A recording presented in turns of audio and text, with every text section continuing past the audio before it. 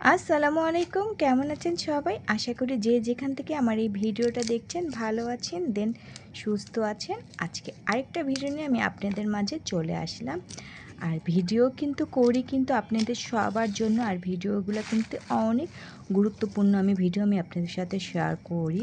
আর এখানে কিন্তু আপনারা দেখতেই পাচ্ছেন আমি কি নিয়ে এসেছি। এটা হচ্ছে রসুন। আর রসুন আমাদের সবার ঘরেই কিন্তু বেশি প্রয়োজন, কারণ আমরা কিন্তু শাক যখন রান্না করি রসুন ছাড়া কিন্তু আমরা শাকটা রান্না করতে পারি না। শাকের জন্য কিন্তু আমাদের রসুনটা খুব প্রয়োজন। আর আমি কিন্তু এখানে অনেকগুলা রসুন নিয়ে এসেছি। আর আমরা সবাই যখন রসুন কিনি দেখা যায় যে 1 কেজি অবশ্যই রসুন কিনি, হাফ কেজিও কিনি। আর এখানে যে আমার এই রসুনগুলো আছে সেগুলো শুধু কিন্তু আমার শাক আর মুসুরির ডাল বাগার দেওয়ার আর মুসুরির ডাল ভুনা করার জন্যই বেশিরভাগ আমি এই রসুনগুলো নিয়ে আসি, কারণ শাকে কিন্তু প্রচুর পরিমাণ রসুন লাগে। রসুন ছাড়া কিন্তু শাক আসলেই ভাজি করা যায় না।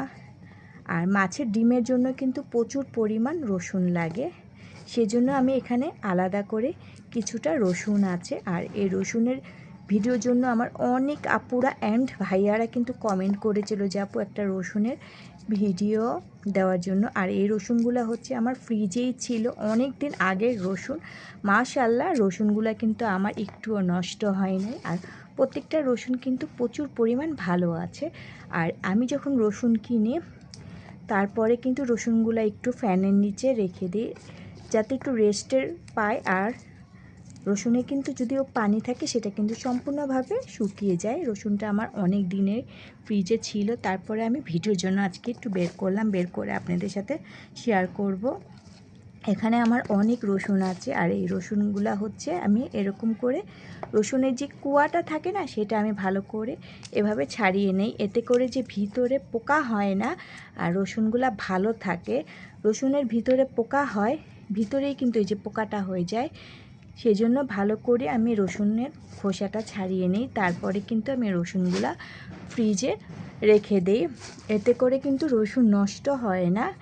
আর আজকে কিন্তু আমি আপনাদের সাথে শেয়ার করব রসুন আরও ভালো রাখার জন্য, যাতে অনেক রসুন আনার পর প্রত্যেকটা রসুনের অনেকে কিন্তু কোয়া ছাড়ানোর মতন সময় পাবে না, কারণ কোয়া ছাড়াতে সময় লাগে। আমার অবশ্য সময় লাগে না, আমি খুব স্পিডে কোয়া ছাড়িয়ে ফেলতে পারি, কিন্তু সবাই তো আর আমার মতন এত স্পিডে পারবেন। সহজভাবে আজকে আমি আরেকটা সিস্টেম আমি আপনাদেরকে দেখিয়ে দেব। আপনারা চাইলে কিন্তু কোয়ালা রসুনও রেখে দিতে পারবেন, সবচেয়ে বেস্ট হয় কুয়াটা ছাড়ানো। যারা কুয়াটা ছাড়াতে পারবেন না, রসুনটা একটু ভালো ভালো থাকে, তাদের জন্য আজকে আমি একটা সহজভাবে আরেকটা সিস্টেম শিখিয়ে দিচ্ছি। এভাবে রাখলে কিন্তু আরও ভালো থাকবে রসুনগুলা।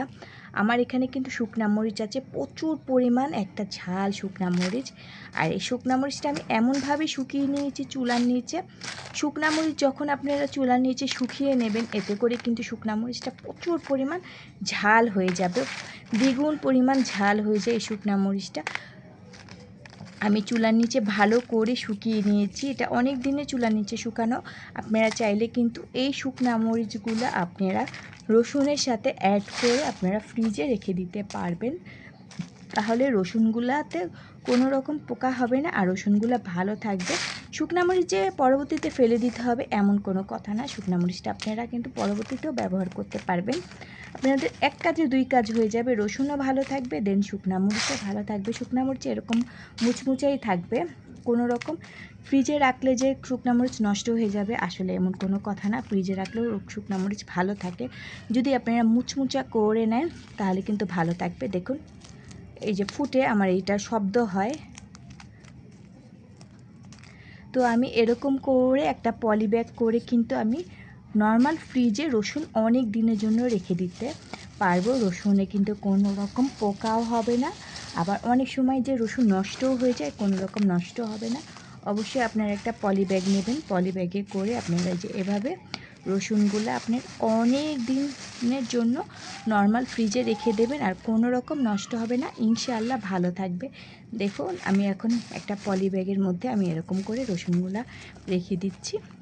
যদি একটা ছোট্ট পদ্ধতি আপনারা শেয়ার করেন দেখা যাবে যে অনেকগুলা রসুনও ভালো থাকবে, আপনাদের উপকারেও আসবে।